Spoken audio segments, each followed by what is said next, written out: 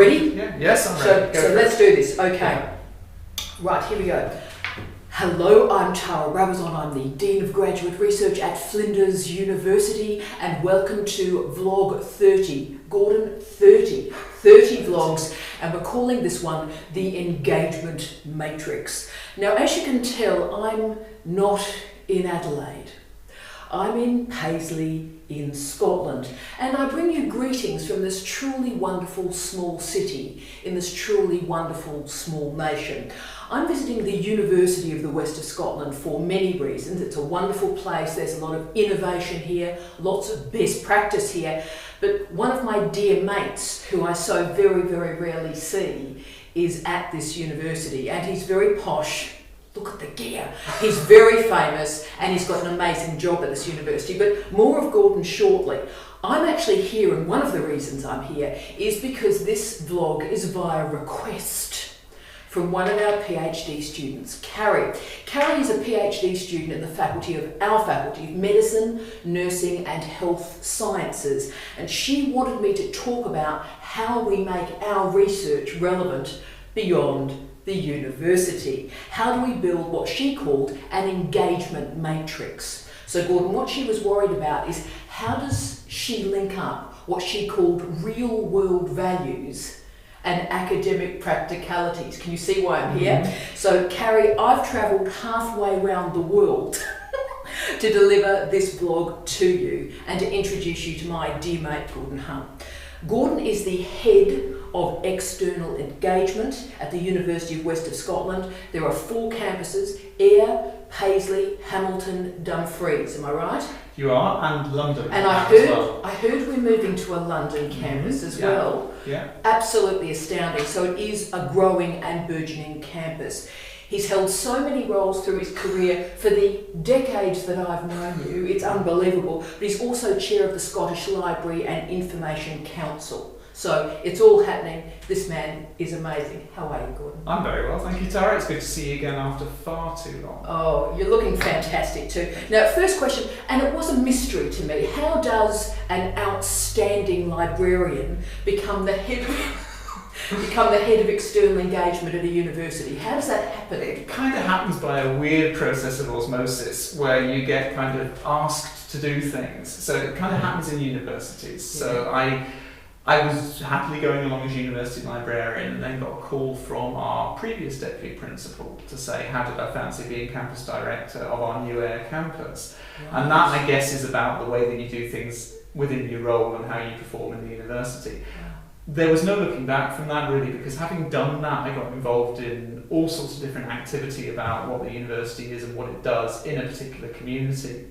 Then I had a short spell standing in for our director of planning, who went to Australia on sabbatical for a while and didn't come back. Sorry about that. It happens, you know. And although planning definitely wasn't my forte in terms of my long-term career, I don't have the right kind of mind for the statistics and that kind of thing. But it was a really useful experience in terms of understanding how the university works and getting wider connections. Yes. So then when our current principal, Craig Mahoney, arrived and did all his process of change, which is really challenging us to be a different kind of university and to move forward into a new model of what a 21st century university can be, part of that restructure carried the opportunity to create this new department and bring together lots of different external engagement activities, and by external engagement we really mean partnership. Yes. So, and I think that begins to answer the question about how do we do this. It's about partnership, it's about how you relate to your communities.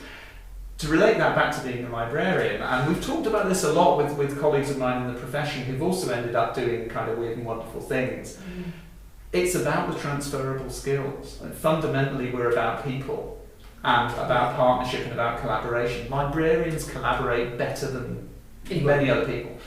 And so we see the opportunities for collaboration. And so in a way, everything that I do, even if it's mainly not about libraries anymore, is still about how do we work with somebody else? How do we become greater than the sum of the parts? And that's very much the ethos that I was trained up in as a librarian. So there is at the back of it a kind of logic about the skill set that we carry into a different area. And also, you've always been so optimistic and buoyant, and I hope what our postgraduate students also gain from your story, Gordon, is the importance of saying yes. When an opportunity comes up, say yes, have a go, rather than go, oh look, is that my skill set? I wasn't trained for that. Absolutely, and one of the things I always say I still do a bit of occasionally talking to library students and so on, and it's not relating to library students. My philosophy is always, with all the jobs that I've done, always go for something that you're 80% sure you can do, but with 20% you're not sure you can do, because that's the leap in the dark that makes it interesting. When I was asked to look at becoming interim director of planning, wow, was that scary. It's kind of like all of a sudden you're responsible for liaising with the funding council, you're responsible for all kinds of stuff. And actually just being prepared to say, I'll give it a go, I'll try and learn as I go along, be prepared to learn. And to learn from the people that you work with, because one of the great things about my development here has been some of the fantastic managers I work with and senior staff that I work with as well, where I've learned as I've gone along how to deliver what they want and what they need to help the university progress. So you're constantly learning, but the main thing is be prepared. If you want to do something interesting and exciting, you've got to be prepared to say, not 100% sure how I'm going to do that, but I'll give it a whirl and I'll learn on the job. Yeah, and I mean, I always say to our PhD students, feel the fear and do it anyway. Absolutely. Feel the fear and do it anyway. And also, great lesson for our students too about working in what would be called a smaller university campus, because the capacity to move between roles is also greater. Yeah, and I think that point about the answers yes, which is a philosophy that the principal's very keen on, and we try and develop. I mean, as our principal says, sometimes it's yes, but it's still yes. And I think my whole team, we try to come from the point of view of saying there's got to be a way we can achieve this. We might want to reshape it, we might want to suggest a different way of doing it, but we're always, I don't believe there's any organisation that we can't work with as a university. There's got to be a way we can work with people, because fundamentally we're a public good and we must be able to deliver that.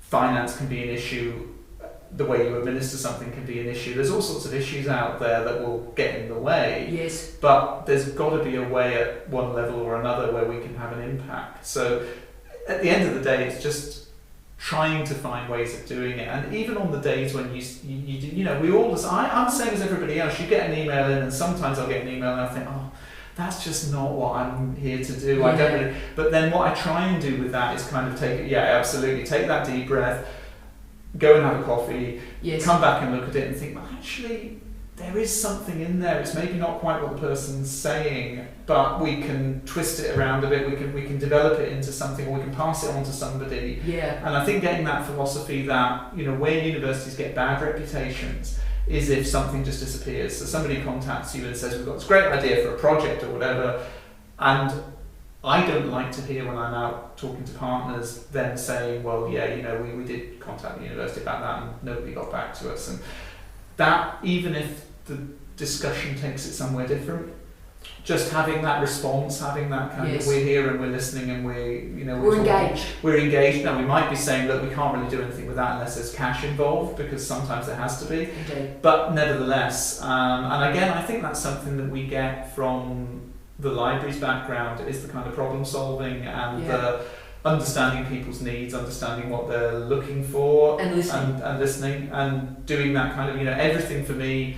When I was being trained as a librarian, I was trained in the reference interview, and you could argue that everything flows from the reference interview. Everything flows from, I need to understand what you need, not necessarily what you want, but what you need, because the need's the important thing. Sometimes people will say, I want X, and then when you unpick it, you think, well, no, you don't really. You need this. You thought you wanted that. The classic. It's the classic. I want a library card, but actually, what you need is access to a particular resource or whatever. So we might give you a library card, but really, what you're after is that. And sometimes we don't. None of us always know what it is that underlying what we're trying to do. So in a way, what we're trying to unpick with our potential partners is, what is it that you need that we can support you with?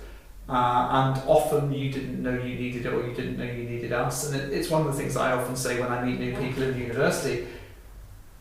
because of the kind of role that we're doing, we're not necessarily the first people on the list when new people are inducted, because they think you have to meet the head of finance, you have to meet the head of HR, you have to meet all these other people. And what I often do when I kind of contact people is say, you don't know why you need to meet me yet, but let me come and have a coffee with you, and you'll come to understand why you might need to meet me. See, this is a great model for Australia. I come on these wonderful trips to obviously see you and listen and learn, and I've learned so much today already, and this is a very important model, I think, for Australia to think through. Because in Australia, Gordon, at the moment, there's a lot of talk about industry engagement. The phrase is used a lot, the triple helix, so industry, government, universities. But what I did find out when I was doing my research on you is you've been very involved in the Ayrshire Chamber of Commerce and Industry, and also Paisley First, which of course is one of my big interests, the Paisley Business District Improvement Scheme. Yes. Yeah? Now, tell me about university and business relationships. How do we make them real and authentic and powerful rather than cliched? Interesting one. I mean, I don't honestly think we have the solution to that yet. No. So I think I'm not coming out and saying, well, here's the model of how you do it. Bummer. So I think there are some interesting challenges there. Yeah, I mean, it works on several levels, and I think that we've got the stuff that most universities do, which is great. So we've got the spin-off and spin-out companies, we've got business incubation, we've got kind of working with innovation vouchers, as we would call them here, and knowledge transfer partnerships, all of which there's funding for. And my colleagues in enterprise do that kind of work, and we actually have, I think, more knowledge transfer partnerships than almost any other university in Scotland. So there's really good stuff happening there. But I think the one that we're working particularly with in engagement, you've put your finger on there, is the business improvement districts and the chambers of commerce. Huge. What you might call the softer business relationships, because my colleagues in enterprise will do the hard business relationships. So they'll say, right, where's the cash? How can we help you get cash? How can we help you do all of that? What we are beginning to get into now is, you've got a business improvement district, which is local traders trying to regenerate the town centre. Yes. They're all paying into it. They get a surcharge on the rates, so they're paying money in. Yes. And we need to work out how we engage with that. And some of that is, I think, student engagement, because it's very much about the locals. Yes. It's about what happens on our high street. And I think if you take a walk down Paisley High Street, we all know it desperately needs some work. Yes, because, but you can also see the student-facing businesses. You can see the student-facing businesses, and so I think we're looking at how do the university students engage with those businesses? How can we help with our marketing students, with our digital students, with all the with business and enterprise, and introduce them to new techniques. And for me, the focus is very much on the environment and the way that we engage in the town. So it is about the businesses, and same with the Chamber of Commerce, but it's how we link skills development and education to the businesses. Now colleges, further education colleges, will do that more than we will at the moment, because they are very skills based. They work very closely with employers to say, what do you need in terms of your engineering. We, because of the kind of courses that we're doing, are maybe not quite at that level, so we're not saying, well, you need, what do your car mechanics need, what do your engineers need, what do your building trade people need in terms of skills. What we can do is say, well, how does that fit into the overall map of the town? How can we as a university have a presence in the town that links people to education, links the businesses to education? And that presence in those groups is really important as a kind of corporate citizen. And that's a big challenge, because it isn't easy to say what the value of that is. So if we send people out to, my team will go out to meetings of these groups, we'll sit on boards of these groups, we'll sit on these things. That isn't directly bringing income in. So it's a challenge for the university, because you can look at that and say, well, okay, having spent 3 years on the Chamber of Commerce board, I probably haven't generated any income as a result of that, and we're under pressure to do that. But the opportunities that will arise from that, the visibility, the way that people will then make connections, is about saying, well, we know the university, we know who to talk to.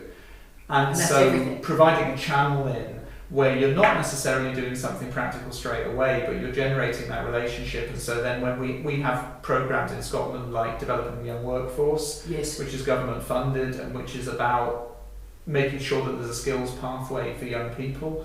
So we are beginning to engage in that in terms of apprenticeships, in terms of how does the university provide opportunities for young people coming into the university to learn a skill. Again, the colleges have been the starting point for that because they're doing the vocational training.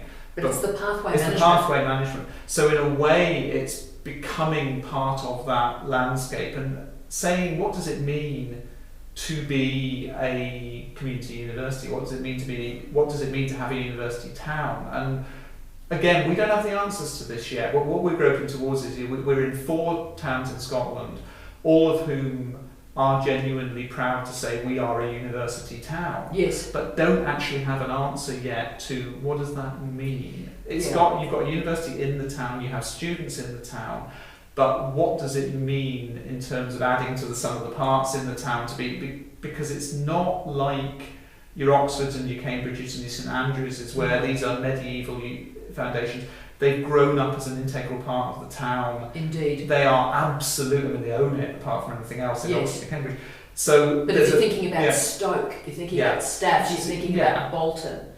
These are relatively new institutions. They haven't grown up as the town's grown up. Yeah. So how do you then become an integral part of something that you didn't start out in? And it's a challenge, and that's where we're beginning to look at partnership. Indeed, and if you remember, I was originally coming here in January. One of the reasons I've been trying to get to see him for the last few years in Paisley is I wrote that book on city imaging, if you remember, and I looked at the 3rd tier city, the small cities that were often university cities and university towns, and we don't have all the answers yet. That's right, and looking at the modelling and the case studies, of which Paisley is a great example, about how the gown and the town operate. Absolutely. And one of the things we're beginning to develop within what we're doing here is that beginnings of a vision, which is that there are lots of things happening in the town, community groups, targeting of particular areas, and we are beginning to take ourselves out into those. So, for example, in Paisley, you've got lots of great community projects that are being funded by the local authority, by charitable giving, by the government. And we are wanting to take our place within those and start to provide a link. And some of that is volunteering, some of that is saying how does the university, from a community payback point of view, get into that. Some of that is how do we connect it to our expertise. And some of it is how do we use it to reach the hard to reach groups that we want to reach. So, it's a mutually beneficial arrangement.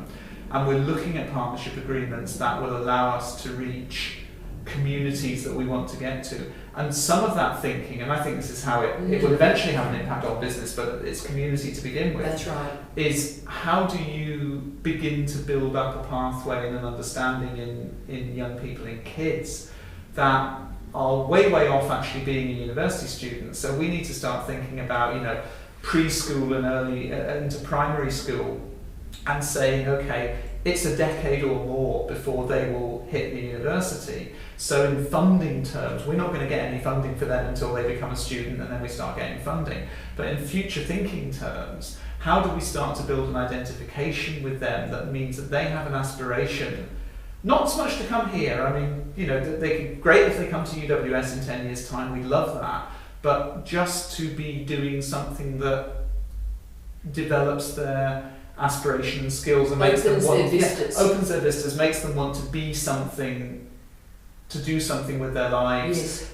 What we can use our community relationships to do is to reach into those communities. So a good example would be in Paisley we have projects like Street Stuff, and Street Stuff is a project which takes mobile facilities, kids from the area who've grown up through the scheme, run the scheme, and will go back into the community on a regular basis with their buses, and they do street sport, they do football, they do dance, but they also just provide a locus within that community for engagement with the kids by people who've come from that community and understand it. So notwithstanding, where I'm coming from, but at the end of the day, what I'm trying to do is help facilitate these things. I'm a middle-aged guy in a suit, so I don't relate to very these nice communities.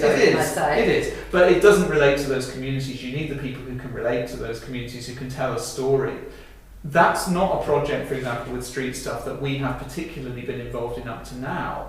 But what we would be able to do with an example like that is take our own developments like Children's University, which aims to work with primary school kids primarily and raise aspiration, and say, right, let's work through the projects that are already there so that we can reach into those communities and roll up with the support of those projects so that there's an introduction there, so that we're now working with the university is coming to give you some kind of delivery of a package of information skills, activity that links to a group you're already comfortable with. Oh, see, this is amazing. And I think what you've done for me there is the word stakeholder, I think, is used too often, and it's used without content. It's an empty signifier. You've just put some lovely content in there for me.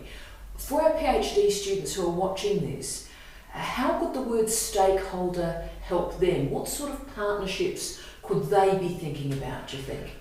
I think it's an extension of what I've just been saying, in the sense that there are lots of groups out there who are doing particular things. They might be to do with health and well-being, they might be to do with education, sport, social issues, and actually what the PhD students could be doing is, again, it's about reaching into those communities in a supportive way, because the danger with these things is that you kind of rock up to these groups and say, well, I'm an expert in whatever. And let me save you. Let me save you, let me share my wonderfulness with you, which I'm sure they will want. But it's a bit like the same issue as, there's a great story somebody told me about fundraising, where a university, not this one, brought a very, very senior, eminent person in to talk about fundraising and spent an hour and a half giving presentations to them and telling them all the interesting things the university was doing. And at the end of that hour and a half, this very important and rich person said, that was really interesting. Now would you like to know what I'm interested in? And you think, And I think we sometimes have a tendency to do that with the community groups, is go in and say, well, here's what the university does. We do all these things. We're fantastic. We can do this, we can do that, we can do the other. And what you really need to do is say to the groups, what is it that you're trying to achieve and how can we help you achieve it?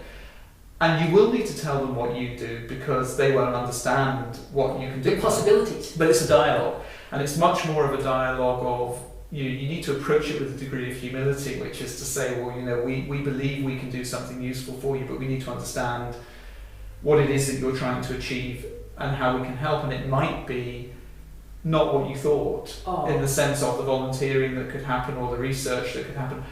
But I think the key thing about it is reaching beyond the educational system into these groups, because we certainly have a situation in Scotland at the moment where there's a great emphasis on attainment, and you probably found this from the research at closing what's called the attainment gap, which is kids from less advantaged backgrounds not being as likely to progress to tertiary education, which is, it's not a surprise, I don't think, but it's a common problem around the place.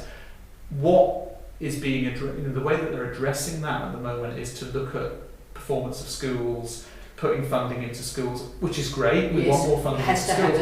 The worry that I think I have is that it's actually not the schools that are the issue in the main. The schools are knocking their pans out to try and deliver really good education, but what you need to reach are the actual issues within the community, which might not be about the school, they might be about other elements of the community. And that's where the community groups know their stuff, they know their communities, so they are your gateway into the community, and they can they can tell you what the community needs and help you to deliver it. You can't always deliver it, but I think it's worth listening. It's worth listening, and they are all very committed people. They're all very passionate about what they do, and that should be a natural fit for us, because people in the universities are passionate about what they do as well. Exactly. I mean, Gordon, you've heard me say this, the first rule of my teaching career is always talk to people where they are, rather than where you want them to be. And Marie Meredith, one of our PhD students in Alice Springs, the wonderful Alice Springs, when she was doing her research way out bush, she spent a lot of her first few months listening, not involved in her PhD at all really, listening to what the communities had to say rather than what she wanted to impose on them. Absolutely. And that's if you're working with Indigenous communities, you're working with all sorts of minoritarian communities, students, citizens of colour, it's understanding their experience, what they want to say to you rather than the other way around. Absolutely. And linking that back to your earlier point about the businesses and so on, the chambers, I think that's exactly the challenge there, is that, and we aren't there yet, I'll be honest about that, we're not there that with them. So few of us are, mate. is actually being able to have that dialogue with them, and by listening to them and seeing what they need, I think there are lots of things we can do that they aren't aware of. And one of the lifting the level of that, because I think one of the conversations we have a lot with them is things like, we've got a particular thing we want to do, can we get some students in to help with that? And what I'm forever saying is, yes, of course we can, but actually that's a very limiting view of what we can do. So that's like, can we get some marketing students to help us with a website? Yeah, of course we can. But actually, we've got academic expertise. This is where your PhD students come in. We've got academic expertise that can help you to think more deeply about what you're trying to achieve. Not just build you a website, but is a website what you need? Particularly with the social media. With the social media, what can we do? And actually, as we raise that up into an area we've been thinking about but haven't really followed through on yet, is early stage researchers, early career researchers.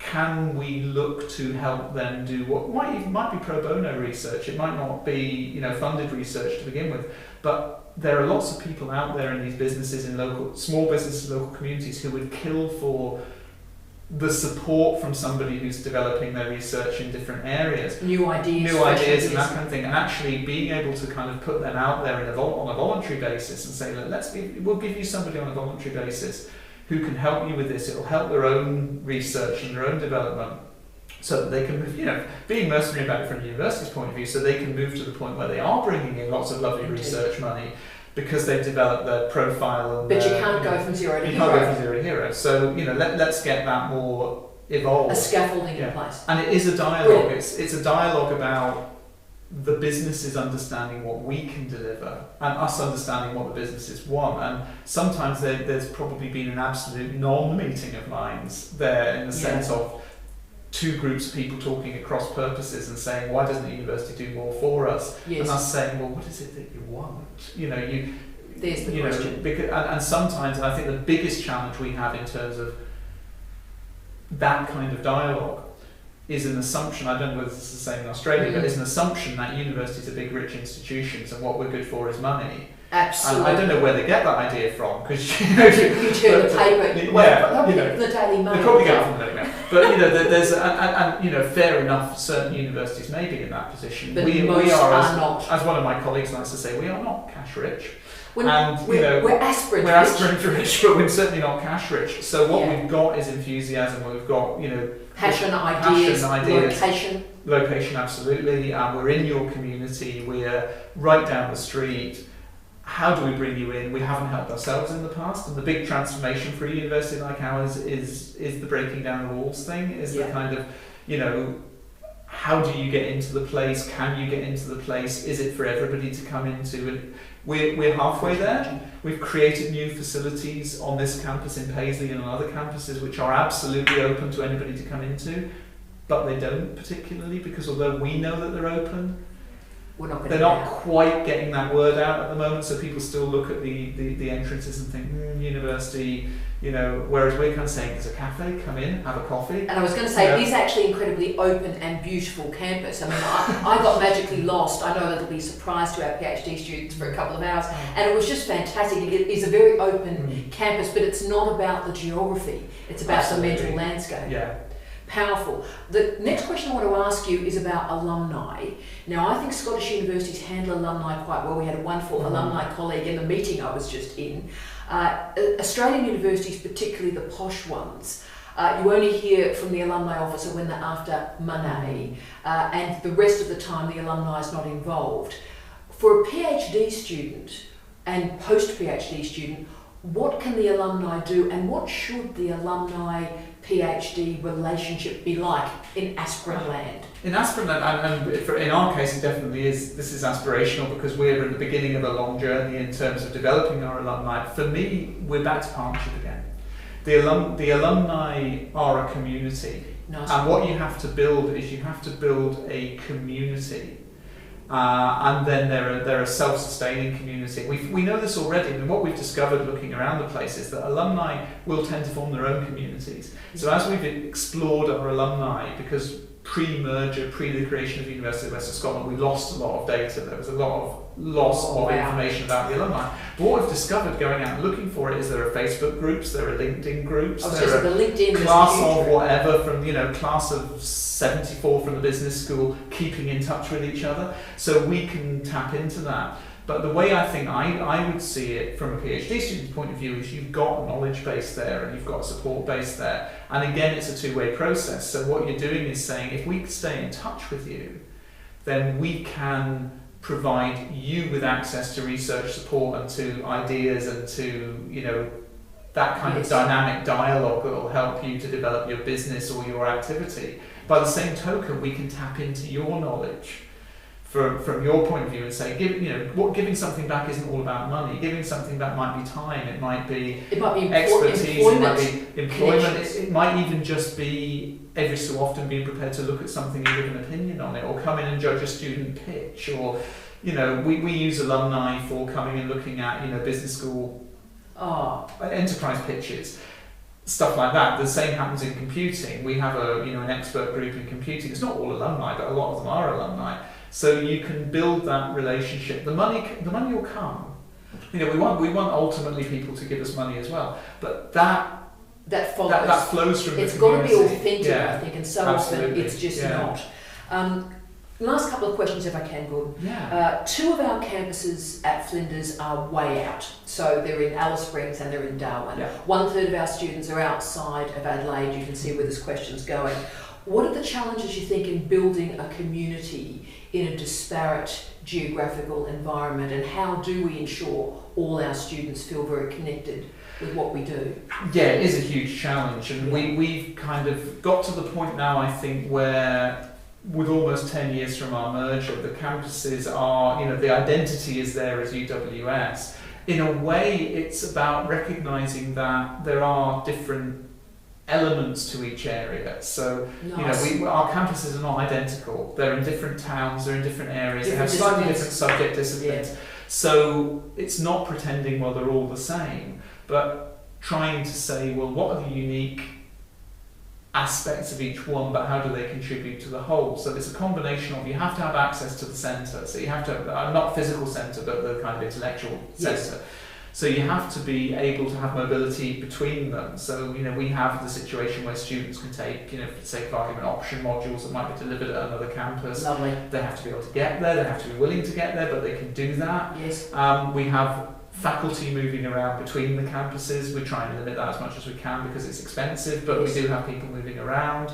And the online social media side of it is very important as well. Yeah. And one of the things we've invested in the last few years is, from our corporate comms guys, is that we do have a dedicated social media person now, and he follow them on Twitter. They're wonderful. Yeah, and Ross, who does the Twitter feed, the university great. Twitter feed, is a great guy. He came from a media background. He understands what it takes to build a Twitter feed, and I think the kind of social media environments have to be not too po-faced, and they have to be. You have to get that balance between going too far the other way, but keeping it fun and keeping it engaging, because a lot of the time students don't particularly want to engage with a very formal social media presence. It's light, but they equally don't want you encroaching on their social media domain either. So you don't want them they don't want you right in their Facebook page kind of down with the young people. No, that's right. That way it's not. That doesn't work for someone like me. But they so there's a whole range of kind of things, and some of it's in the thought process. I think very early on in UWS, it was just, there was very much a kind of feeling that we don't want to say, the main campus is X. I mean, there's a reality about the fact that Paisley is the largest campus. So there's a centre of gravity around that in terms of the university's admin. But if you're a student, there isn't, because you are based on whichever campus you're based on. So we might feel, our central admin is here, therefore we gravitate to here, but actually the students don't see it that way, because the students are based on whichever campus they're based on. So the challenge it gives us, and it'll be the same for Flinders, is that, and the figures are worth mentioning. My team's responsible for engagement with colleges and local authorities. So throwing out some of the figures there are 9 local authorities within our kind of catchment. We sit in 3 of them, but there are 9 within our geographical area. There are 8 further education colleges that we partner with, which is about in excess of 24 actual campuses of colleges that my team have to visit. That is remarkable. There are 4 NHS trust areas for the hospitals. There are 5 chambers of commerce in the area that we work with, and I have a team of 6, including me. So, the ability to reach all of that is a real challenge, but it's about raising the profile and being contactable. We're not there. We're beginning to be there in certain authorities in certain areas, but I think it's a long-term development to say there has to be a point of contact, there has to be a way that the community comes together with the university. We have to try and make it a meaningful relationship. We're still in some areas a little bit dependent on, the university only raises its profile when we have a problem with student parking, or we have a problem with... Or a graduation. Or a graduation, which is always good. And we do, that's another thing about the local identity, in that, our graduations take place in the town halls, and we don't do that on the university premises. In Paisley here, it's in the magnificent Coates Church, which is just behind us here. Oh. But in the other, in Ayr Town Hall, Hamilton Town Hall, Dumfries, the Crichton Church, it's very much about the local community. So I'm probably rambling away from the purpose of the question. No. But the point is that it's it's a long term. We're celebrating 10 years as UWS next year. That's really just beginning to embed the identity, and I think we're reaching a degree of maturity now in terms of the identity. But then that means we then have to kind of take it further, because one of the challenges you face is that our constituent parts, the predecessor institutions, had identities that people understood. I think the challenge when we became UWS was, what is that identity? Is it the same identity? Is it still about engineering in the case of Paisley University, about other areas like healthcare in the case of Bell College? Yes. How do we actually develop all of that? And so it's not just branding or rebranding, it's making it deep. Yeah. Last question, and it's engaging all the areas of your expertise. You and I both share a love for information literacy. That's Absolutely. How we met. We also both have a deep interest in regional and urban development, so you can see where this question's going. How important is a university like UWS to this region, noting the importance of the closeness to Glasgow, other universities? Yeah. Tell me about universities and regional development. Well, in 30 seconds. 30 seconds. Well, I think it's massively important, and I think our kind of university is how we deliver it, because you've got a range of types of university, and I think they're all fantastic. And you've got your ancient, you've got Glasgow and Edinburgh and St Andrews and Aberdeen in Scotland, who are ancient universities, massively good at what they do. Top 10 in the world, some of them. But then you've got the deeply embedded in the community universities, and we are in the latter category. So what we have that they don't is a physical presence in the communities. So we are close to some of the most disadvantaged and deprived communities in Scotland, as well as some of the most affluent. And we can therefore have an impact. I'm not sure that we used to think of it that way. Maybe we did going right back. I think in the early days pre-university of places like Paisley Tech, they absolutely were embedded in Paisley, and it was all about Paisley. And Bolton Institute and Bolton Institute would be the same. Yeah. We moved away from that in terms of the creation of universities, and we've seen, I think, a transition where, even in my 8 years at UWS, where initially we were trying to develop a really strong research culture, which we still are, but now I think where we've moved to is that research culture is about the uniqueness of what we do. Yeah. So we're not trying to be Glasgow, we're trying to be us, we're trying to be the community, and I keep talking about community, but international is important to that as well, because the other role we can play that we haven't really talked about this time around, but maybe you'll do in another podcast, is how do we link that local community with the global community? Translocal relationships. Because we can be that link between the two. Indeed. Because we have both ends of that spectrum. So I think the important thing is, how do we develop our role as a major player in the community, as somewhere people can go that should make a difference to people's lives. We're not claiming to be there yet. What I think we're doing is developing that vision through the work that UWS is doing of what does it mean to be a community university linked to a global university. Yes. What does it mean to be both? And we're beginning to do the thinking around that says, when we get to the point where our local community should see the benefit, it should be that there's an opportunity given to them that they wouldn't otherwise have. And of course I'm talking to your wonderful Dean of your doctoral studies here, Absolutely. developing those types of relationships, which will be the next vlog. Carrie, you see why I'm talking to Gordon. There are so many ideas here, so much that we can all do as PhD students, as early career researchers in thinking about our environment. Gordon, I love you. You know I love you. You are an amazing human being. You are an organic intellectual in the Gramscian term. You are an amazing human being, dear friend, wonderful human being. And as always, on behalf of Gordon and myself, I wish you love, light and peace. Gordon, rock and roll. Thank you.